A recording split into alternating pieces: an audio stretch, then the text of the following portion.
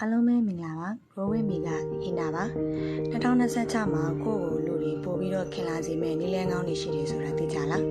ဒါဆိုရင်ဒီနီလန်းကောင်းလေးတွေကိုခုပဲဗီဒီယိုကြည့်လိုက်ကြစို့နော်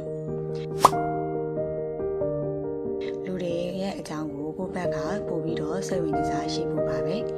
လူတွေရဲ့အကြောင်းကိုကိုယ့်ဘက်ကအရင်စိတ်ဝင်စားမှုရှိချောင်းပြခြင်းဟာလူတွေကိုချစ်ခင်လာစေမဲ့နီလန်းကောင်းလေးတစ်ခုဖြစ်ပါတယ်ရှင်ရှင်နေတတ်ဖို့အလုံးမှာပဲဖြစ်ဖြစ်ရုံးမှာပဲဖြစ်ဖြစ်အပြုံးလက်နက်ကိုကိုင်ဆောင်ထားခြင်းကမိမိရဲ့အကောင်းဆုံးလက်နက်တွေကတစ်ခုဖြစ်ပါတယ်။အပြုံးကလူတွေအတွက်ခင်မင်မှုကိုများစေတဲ့လက်နက်တစ်ခုလည်းဖြစ်ပါတယ်။အခြားလူတွေရဲ့နာမည်ကိုမှတ်မိအောင်ကြိုးစားထားဖို့လူတွေရဲ့မိမိရဲ့နာမည်ကမိမိတို့အတွက်အကောင်းဆုံးသောဖျားပေးလက်ဆောင်ဖြစ်ပါတယ်။ဒါကြောင့်သူတို့ရဲ့နာမည်ကိုမှတ်မိအောင်စူးစမ်းထားခြင်းဟာခင်မင်မှုများစေတဲ့နည်းလမ်းကောင်းလေးတစ်ခုဖြစ်ပါတယ်။တစ်ဖက်သားရဲ့ပြောစကားများကိုနားထောင်ပြီးတတ်ဖို့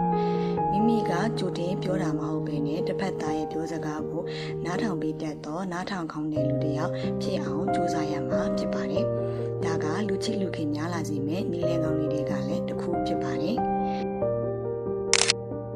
စကားပြောတဲ့အခါတစ်ဖက်သားစိတ်ဝင်စားမယ့်အရာတွေကိုသာရွေးချယ်ပြောတတ်ဖို့စိတ်ဝင်စားမယ့်အရာတွေကိုရွေးချယ်တတ်ခြင်းကတစ်ဖက်လူအပေါ်မှာလည်းပို့ပြီးတော့စိတ်ဝင်စားကြောင်းပြတာဖြစ်ပါတယ်လူတွေရဲ့အကြောင်းကောင်းကင်လေးတွေထုတ်ဖော်ပြောဆိုပေးဖို့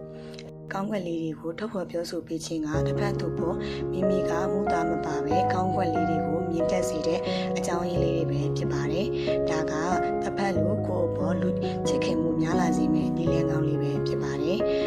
ဒါဆိုရင်2026မှာမိမိကိုလူချစ်လူခင်များလာစေမယ့်ဒီလန်းလေးတွေကိုသိကြပြီလား။ဒီနီလန်း6ခုတွေကမိမိအတွက်ပဲနီလန်းကအခက်ခဲဆုံးဖြစ်နိုင်တယ်လဲဆိုတာကိုပြောသွားပြအောင်နော်။